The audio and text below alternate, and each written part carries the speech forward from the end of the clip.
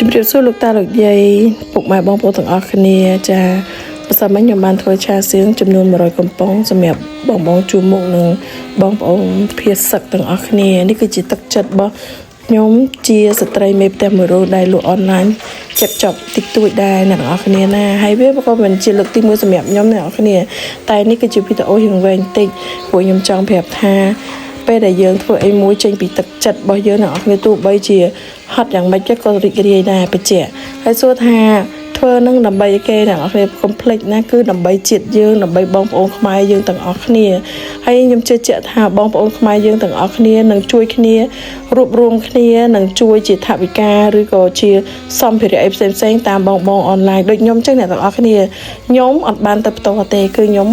សែនទៅឲ្យខាងបងវីតាណាតាមព្រះបុណ្យធម្ម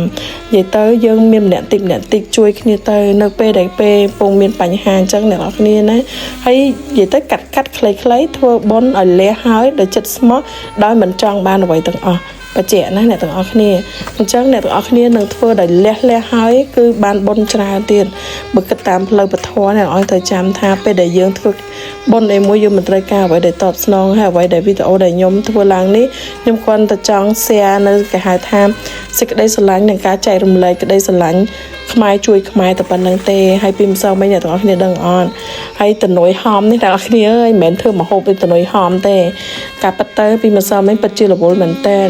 ប៉ុន្តែខ្ញុំបានសន្យាមួយខាងបងវីតាអញ្ចឹងដែលខ្ញុំថាត្រូវតែធ្វើថ្ងៃហ្នឹងឲ្យបានអញ្ចឹងគឺខ្ញុំធ្វើបានមែនអ្នកទាំងអស់គ្នាហើយពីម្សិលមិញរវល់ណាស់អ្នកទាំងអស់គ្នាចាំមើលមុខខ្ញុំនេះលាក់ស៊ីជាមួយខ្ទឹមក៏ត្រូវតែធ្វើដែរអ្នកទាំងអស់គ្នាណាហើយបានផ្ញើជូនគាត់ពីប្រអប់ដែរអ្នកទាំងអស់គ្នាហើយនេះគឺជារូបភាពដែលពួកខ្ញុំកំពុងតែវិចខ្ចប់និយាយទៅសប្បាយហ្មងហើយ